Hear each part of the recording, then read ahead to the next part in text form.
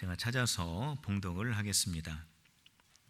또한 너희가 이 시기를 알거니와 자다가 깰 때가 벌써 되었으니 이는 이제 우리의 구원이 처음 믿을 때보다 가까웠음이라.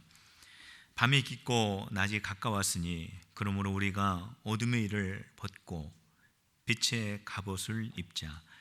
낮에와 같이 단정히 행하고 방탕하거나 술 취하지 말며 음란하거나 호색하지 말며 다투거나 시기하지 말고 오직 주 예수 그리스도로 옷 입고 정욕을 위하여 육신의 일을 도모하지 말라. 아멘. 지난 주간 금요일부터 주일까지 2박 3일 동안 우리 교회가 제4차 영적 대각성 부흥성회를 유모세 선교사님을 모시고 유대 문화를 알면 성경이 열린다라고 하는 주제를 가지고 우리가 귀한 시간을 가졌었습니다.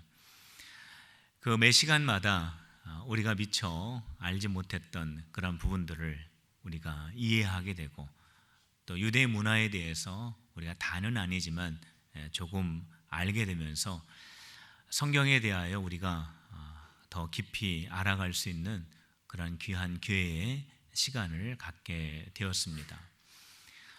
이번 부흥회는 어느 때보다도 많은 성도님들이 매 시간마다 참여하게 되었고 또 주변에 우리 성도님들은 아니지만 몇몇 대 성도님들이 함께 은혜 받는 그런 귀한 시간이 되었습니다.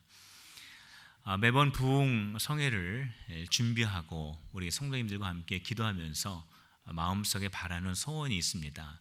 그것은 우리 필그림교회 부흥회가 우리 교회만의 부흥회가 아니라 정말로 이 지역에 말씀을 사모하고 은혜를 사모하는 모든 분들을 위한 부흥회가 되었으면 좋겠다 하는 그런 마음을 가지고 있고 또 한 가지는 정말로 우리 교회에서 귀한 말씀을 전하시는 우리 귀한 강사분들이 이 시대에 하나님의 손에 붙들려서 쓰임받는 정말로 귀한 분들이 세워졌으면 좋겠다 하는 그러한 마음을 갖게 됩니다.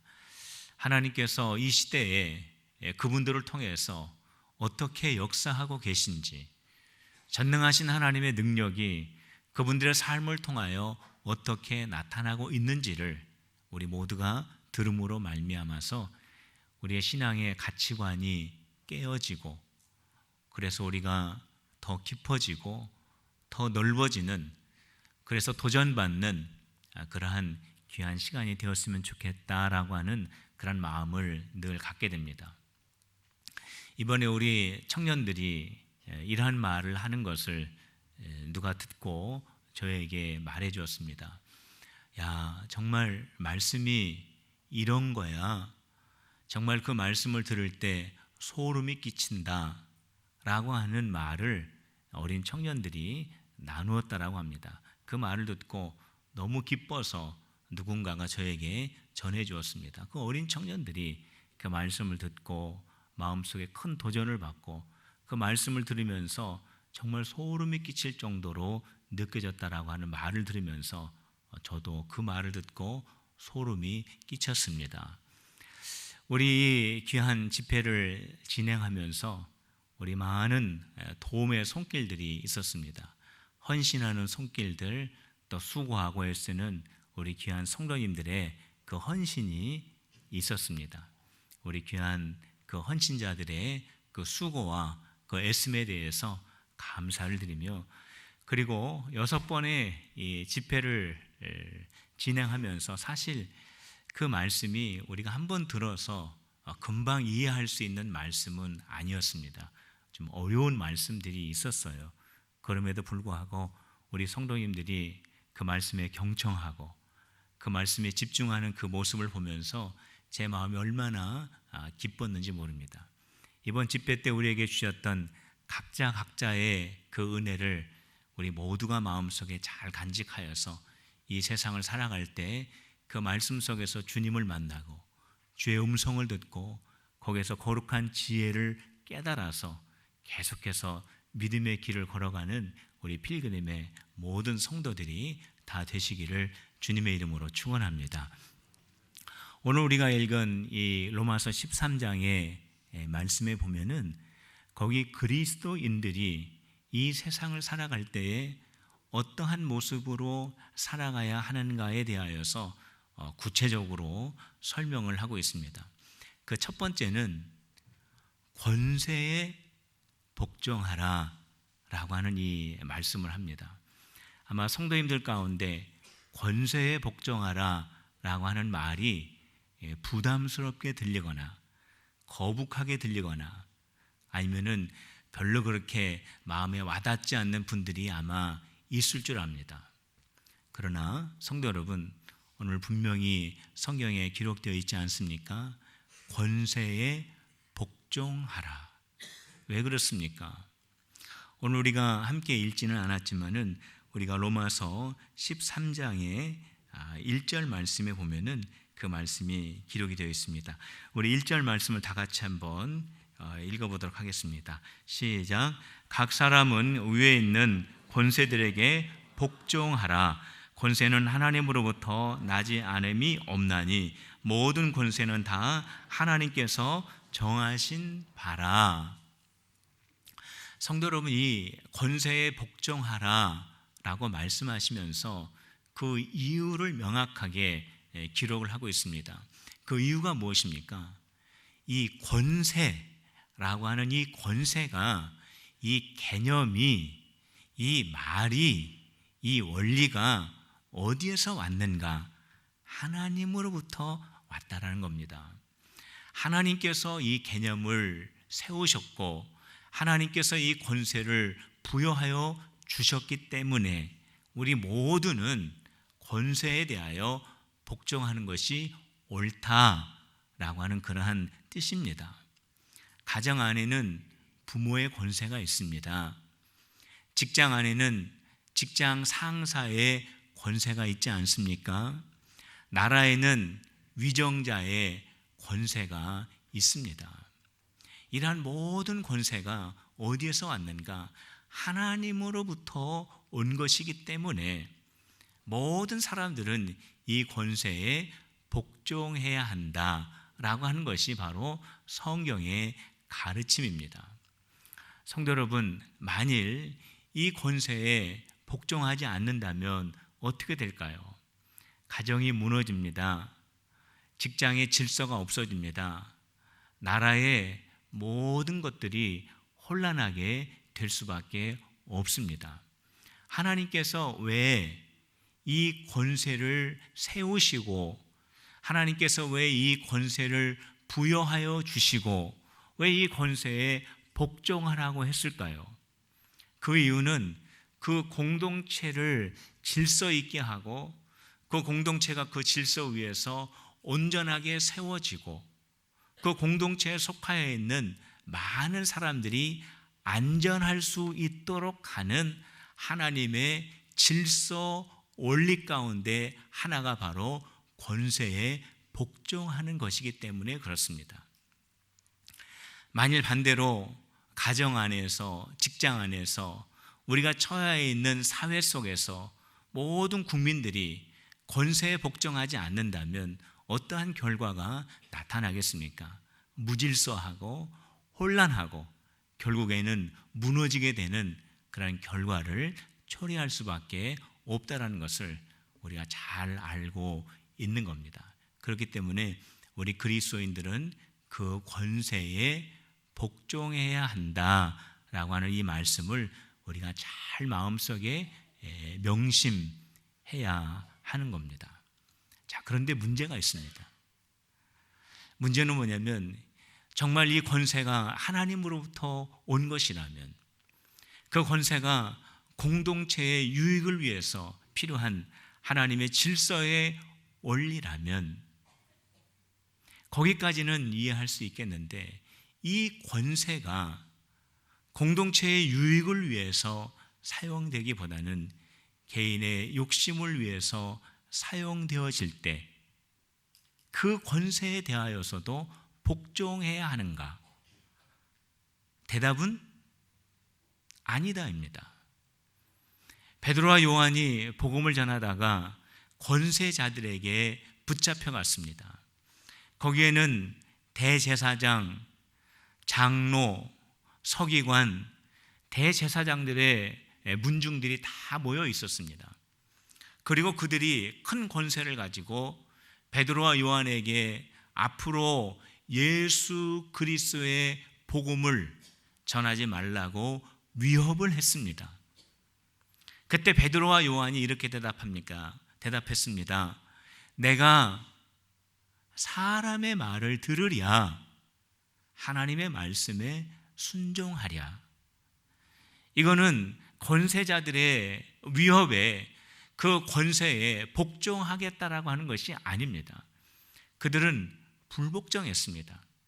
왜냐하면 그들이 권세를 가지고 있지만, 그들이 권세자들이지만 하나님께서 주신 그 권세를 공동체를 위해서 정당하게 사용하는 것이 아니기 때문에 그렇습니다. 베드로와 요한은 그 위에 있는, 그들에게 권세를 주신, 그들보다 더 큰 권세를 가지신 그 하나님께 복종했습니다. 오늘 로마서 13장 1절에 기록되어 있는 대로 세상 속에 살아가는 그리스도인들이 권세에 복종하라라고 하는 이 말씀은 정당한 권세, 하나님이 주신 그 권세에 복종하라고 하는 것이지 정당치 않은 권세에 복종하라고 하는 말은 아닙니다. 성도 여러분, 그렇기 때문에 우리가 사회생활을 하면서 권세를 부여받은 분들이 있습니다. 우리가 사회생활 속에서 권세를 가지고 생활하는 경우가 있을 수 있습니다. 우리가 꼭 기억해야 될 것은 이 권세, 나에게 주어져 있는 이 권세, 이것은 하나님으로부터 왔다라고 하는 이 사실을 꼭 기억하고, 나에게 주어져 있는 이 권세는 나의 유익을 위해서 사용되어질 권세가 아니라 내가 속하여 있는 이 공동체의 유익을 위하여 사용되어져야 할 권세라고 하는 것을 꼭 기억해야 하는 것입니다. 또 여기에서 한 가지 우리가 꼭 함께 생각해야 될 것이 있습니다. 권세가 하나님으로부터 온 것입니다. 그리고 그 권세를 부여받은 그 자가 그 공동체를 위해서 그 권세를 사용하려고 애를 씁니다. 그런데 개인적인 이유 때문에 그 권세에 불복종한다면 이것도 역시 문제가 된다라는 겁니다. 성도 여러분, 권세가 주어졌을 때 그 권세가 하나님으로부터 온 것임을 두렵고 떨리는 마음으로 감당하고, 그리고 우리 모두는 그 권세를 인정하고 소중하게 여기며 존중하면서 공동체를 하나님 앞에서 아름답게 세워져 나가는 세상 속의 필그림이 되시기를 주님의 이름으로 축원합니다. 오늘 사도 바울은 두 번째로 세상 속에 살아가는 그리스도인들은 어떠한 사람인가? 그리스도인은 사랑하는 사람이다 라고 말씀합니다. 그리스도인은 누구인가? 사랑할 줄 아는 사람이다 그랬습니다. 그리스도인의 삶은 어떠한 사람인가? 빚진 자의 삶, 사랑의 빚진 자의 삶이 그리스도인의 삶이다 라고 말씀을 합니다. 우리가 13장 8절 말씀 우리 같이 한번 읽어봅시다. 세상 속의 그리스도인의 삶이 사랑의 삶이라고 하는 것을 오늘 우리에게 말씀해 줍니다. 8절입니다. 시작. 피차 사랑의 빚 외에는 아무에게도 아무 빚도 지지 말라. 남을 사랑하는 자는 율법을 다 이루었느니라. 세상 속의 그리스도인은 어떻게 살아가야 되는가? 사랑의 빚진 자로 살아가라 이렇게 말씀하고 있습니다. 사랑의 빚진 자가 어떠한 사람인가? 이것은 누구를 만나든지 내가 그 사람에게 대하여 사랑의 의무가 있는 사람이다라고 여기고 살아가는 것을 말합니다. 내가 누군가에게 빚을 지면 그 사람을 보고 내가 꼭 그 빚을 갚아야지 라고 하는 그런 마음이 있지 않습니까?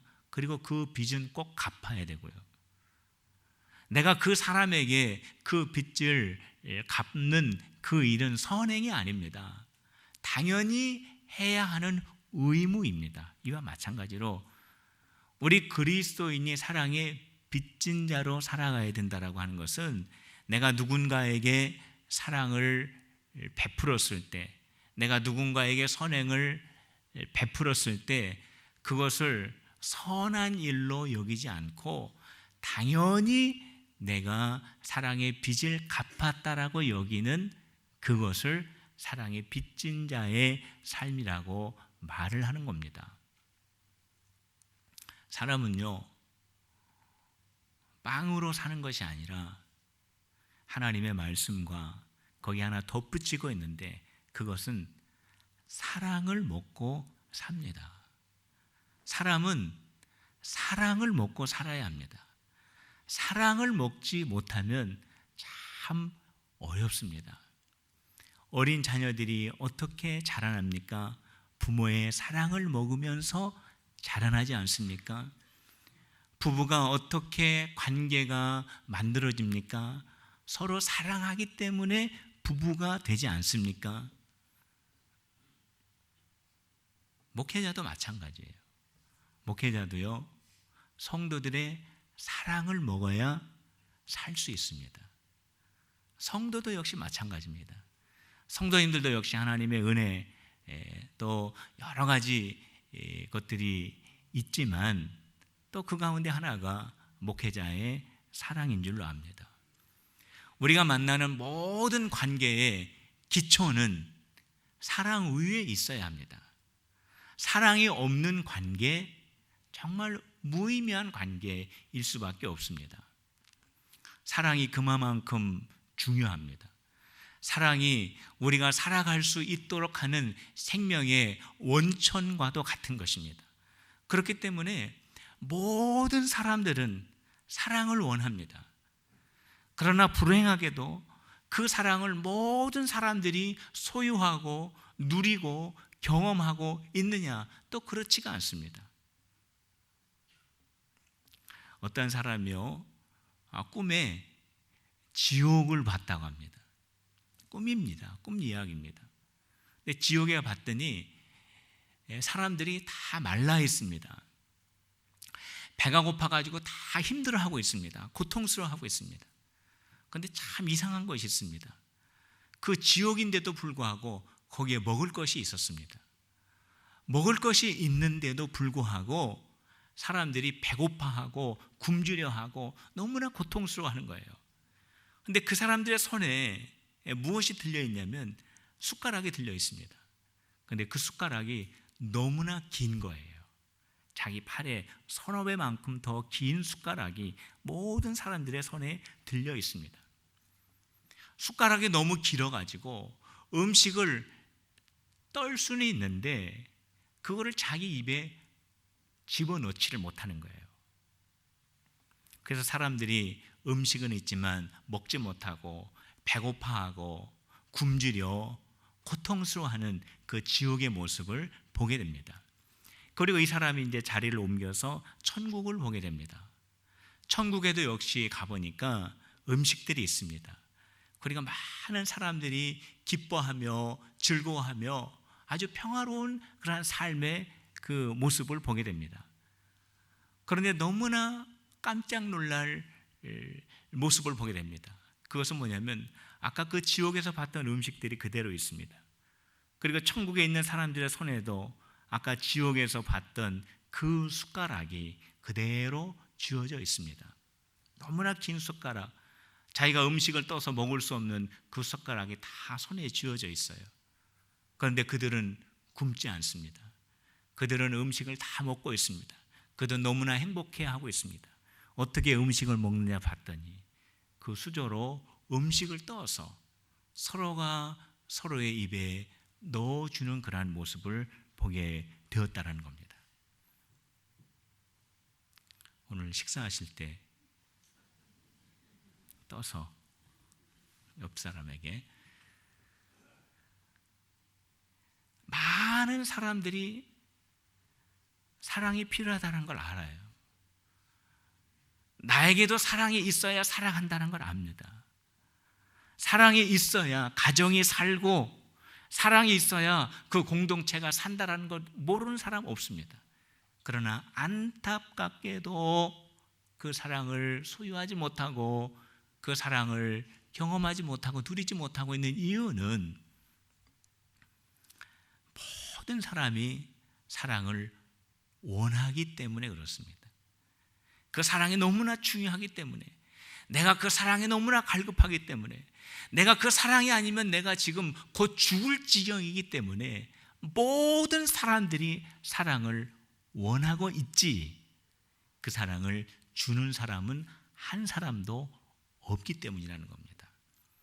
오늘 로마서 13장 8절 말씀에 서로 사랑의 빚진 자가 되자. 세상에 많은 사람들이 그 사랑이 너무 좋기 때문에, 그 사랑으로 말미암아 내가 좀 버틸 수 있기 때문에, 그 사랑이 나에게 절실히 필요하기 때문에 내가 사랑이 필요하다고, 나에게 좀 사랑을 달라고, 나에게 사랑을 좀 먹여달라고 할 때 우리 그리스도인들이 사랑의 빚진 자가 되어 그들에게 사랑을 나누어 주는 우리 필그림이 되시기를 주님의 이름으로 축원합니다. 바로 그것이 사랑의 빚진 자예요.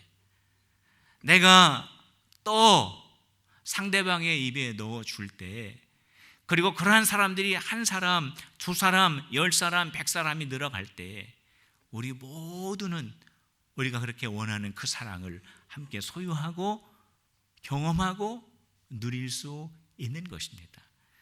오늘 말씀에 우리에게 주신 것이 바로 그것입니다. 사랑의 빚진 자로 살아가라. 왜냐하면 우리는 너무나도 큰 사랑의 빚을 졌기 때문이라는 거예요. 저와 여러분들을 죄와 사망의 권세에서 구원하여 주시고 우리의 영과 우리의 혼과 우리의 몸을 영원한 하나님의 나라에 들어갈 수 있도록 하기 위해서 우리 예수님께서 십자가에서 피 흘려 돌아가시지 않았습니까? 그 엄청난 사랑을 우리가 값없이 받았어요. 바로 우리가 엄청난 빚을 우리가 이미 가지고 살아가고 있기 때문에 우리는 그 사랑을 갚아가며 살아가야 합니다. 우리가 만나는 사람에게 사랑을 베풀고 이것이 나의 선행이 아니라 당연히 내가 해야 할 의무라고 여기면서 살아가는 그 삶, 이것이 사랑의 빚진 자의 삶입니다. 성도 여러분, 사랑의 빚진 자로 살아가는 우리 필그림의 성도들이 다 되시기를 주님의 이름으로 축원합니다. 우리 옆에 있는 분들에게 우리 쳐다보면서 내가 더 잘하겠습니다, 이렇게 한번 이야기해 주실 바랍니다.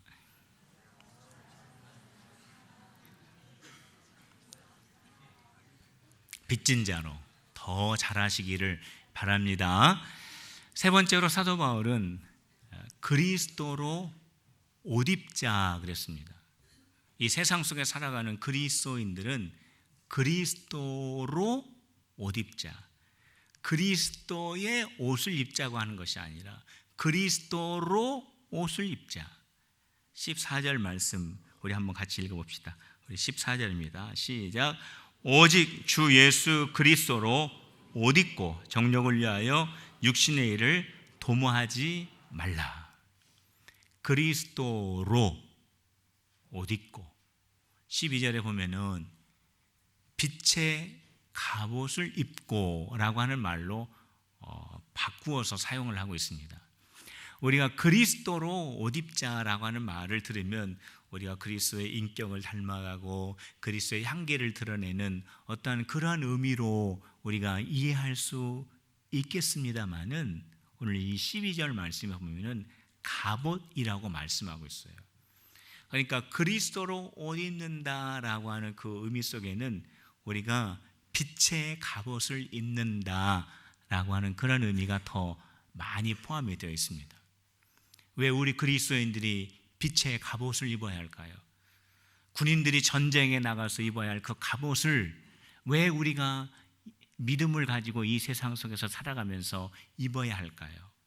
오늘 우리가 본 13장 말씀에 보면은 11절의 그 이유를 우리가 찾아볼 수 있습니다. 11절에 보면은 또 너희가 이 시기를 알거니와 자다가 깰 때가 벌써 되었나니 이는 이제 우리의 구원이 처음 믿을 때보다 가까웠음이라. 왜 우리 그리스도인들이 믿음 생활하고 신앙 생활하고 예수님 바라보면서 살아가는 그 삶을 살아가면서 왜 갑옷을 입어야 하는가? 왜냐하면 우리 주님 만날 그 시간이 점점 가까워 오고 있기 때문에 그렇습니다. 구체적으로 말씀을 드리면 어제보다는 오늘이 주님 만날 시간이 가까워졌어요.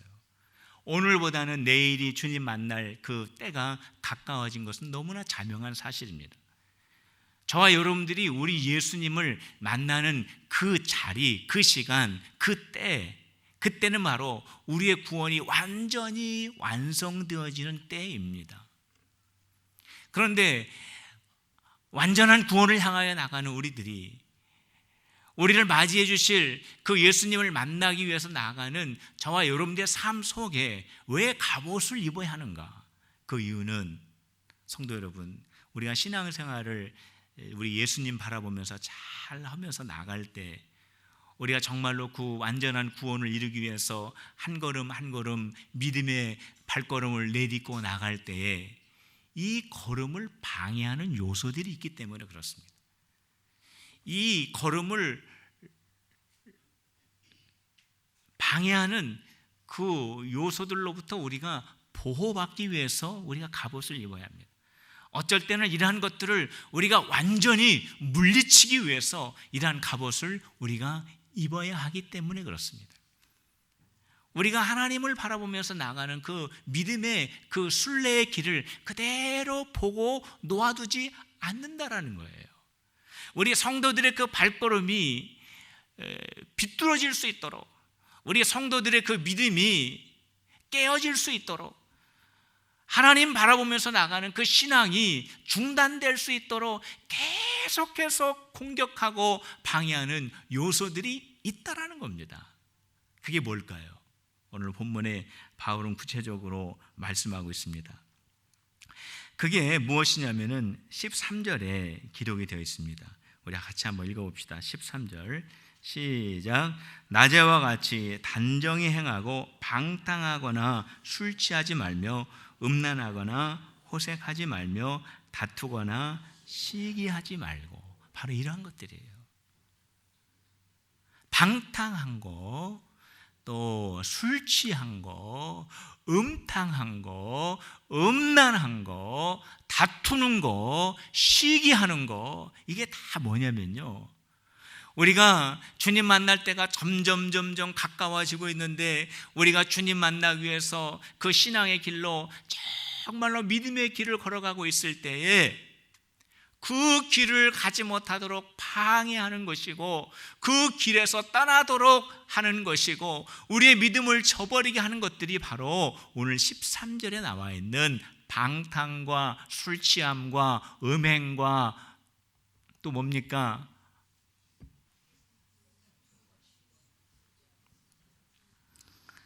음란과 호색과 다툼과 시기라는 거예요.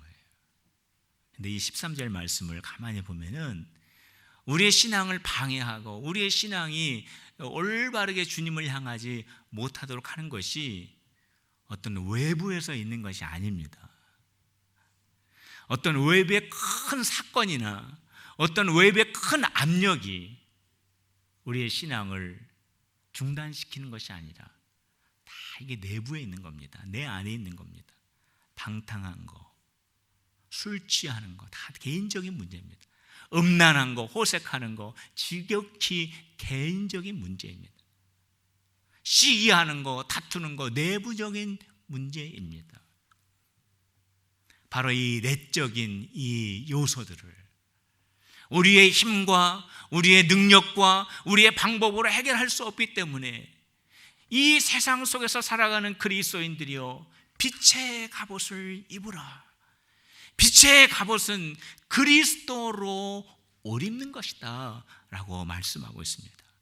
사랑하는 핑클림의 성도 여러분, 예수 그리스도로 옷 입는 성도들이 다 되시기를 주님의 이름으로 축원합니다. 예수 그리스도로 옷 입는다는 것은 예수 그리스도로 나를 덮어버리는 겁니다. 예수 그리스도 안으로 내가 들어가는 겁니다. 예수 그리스도로 옷 입는 것은 나는 사라지고 예수 그리스도만 드러나는 것입니다. 가정 안에 내가 사라지고, 직장 안에 내가 사라지고, 세상 속에 살아가는 그리스도인, 그 그리스도인으로 말미암아 나는 사라지고 예수 그리스도가 나타나게 하는 것이 그리스도로 옷 입는 것입니다.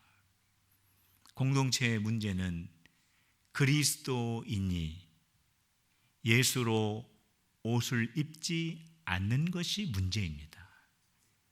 그리스도인이라고 내가 생각하고 그리스도인이라고 말하고 내가 그리스도인이라고 소개는 하지만 그리스도의 옷을 입지 않은 그리스도인이 문제입니다.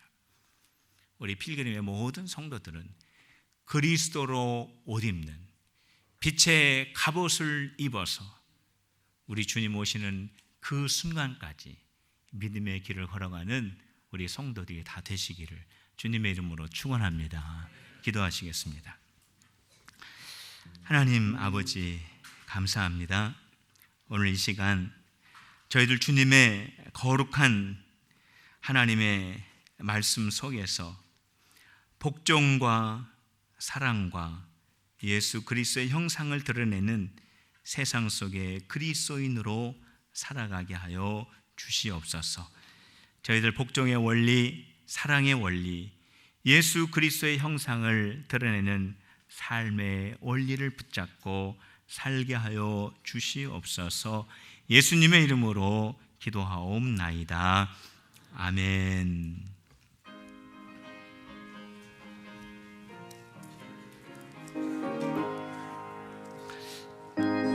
달기 원나네